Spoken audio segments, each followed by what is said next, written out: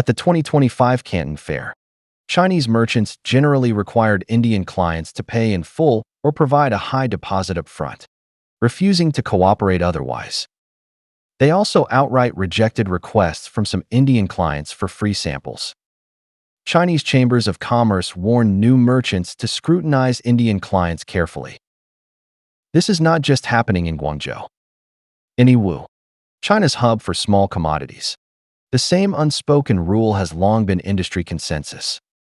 For years, fraudulent actions by Indian clients have caused severe financial losses for Chinese merchants, even bankrupting some. For a long time, China was an export-driven nation. After the U.S.-China trade war in 2018, it significantly reduced its reliance on foreign trade. However, China remains the world's factory and the largest exporter, serving as the top trading partner for most countries. Competition among Chinese foreign trade merchants is fierce, so they often adopt a trusting attitude toward foreign clients. They rarely fuss over free samples or deposit ratios, and they are willing to lower quotes for slim margins and high volume, aiming for long-term cooperation profits. This strategy often yields rich returns with high-quality clients from Europe, Japan, South Korea, and the Middle East. Once a partnership is formed, product supply can remain stable for years, providing factories with a solid foundation for sustained, large-scale production, making them more competitive. However, clever Indians quickly realized that Chinese trust is easy to exploit. They used various small tricks to effortlessly manipulate Chinese manufacturers, swindling huge sums of money. How do they do it? They start by playing the victim, claiming they need to test the market, demanding free samples, then disappearing or selling them off. They haggle relentlessly, driving quotes below cost, pretending other suppliers offer lower prices. Some pay a 10 to 20% deposit to lock in goods, then vanish, leaving merchants with piled-up inventory. Even worse, they show fake bank payment proofs to trick manufacturers into producing or shipping. When goods arrive at port, they refuse to pay the balance, citing quality issues, or demand steep discounts. Midway through production, they request order specification or term changes, forcing manufacturers to spend more. At the Canton Fair, they visit booths during mealtimes, accepting free meals and leaving without discussing business. The sneakiest ones pose as middlemen, hiding real buyers' identities, buying low and selling high, ripping off both manufacturers and buyers.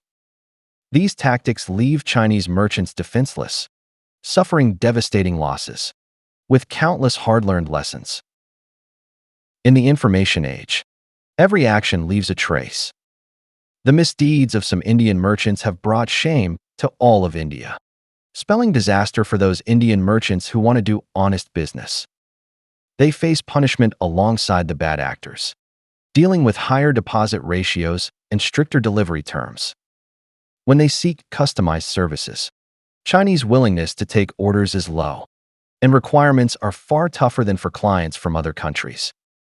Indian merchants who have operated in China for years with established networks are less affected. However, new merchants, those just discovering the quality and affordability of Chinese goods, or Indian firms hoping to innovate using China's robust supply chains, feel a severe trust crisis upon arriving in China, even feeling humiliated. They constantly complain that Chinese treat Indian clients with different standards, rarely mentioning why Chinese do so. After Modi botched China-India relations, Chinese public sentiment toward India turned cold. Following India's cancellation of direct flights, Chinese visits to India plummeted. Chinese manufacturers are unwilling to invest in India, and factories refuse to send people to expand markets there. Indian manufacturing has not risen as Modi boasted, failing to fill the gap left by Chinese firms. Instead, India's trade deficit with China keeps growing, contributing billions of dollars annually to China. Modi has successfully freed Chinese from the risky business of tapping the Indian market, where they could be extorted by the Indian government at any time. Now, Chinese hold trade fairs at home, waiting for Indians to come by, with strict cooperation thresholds in place. Far more Indians visit China each year than Chinese visit India. Modi is still waiting for Chinese to initiate talks to restore direct flights. In reality, Chinese are in no rush. Without direct flights, Indians face the hassle of transiting through other countries to buy from China. Meanwhile, China has no clue what it needs to import from India. Besides various goods, factory customization services, Indian domestic manufacturing relies heavily on Chinese components and raw materials. For example, India's proud pharmaceutical industry depends greatly on Chinese raw material supplies. India's phone and laptop assembly businesses rely on Chinese parts and even Chinese production machinery. When facing the rogue behavior of Modi's government, China often chooses to ignore it. If India wants to decouple from China, they can decide however they please, whenever they want.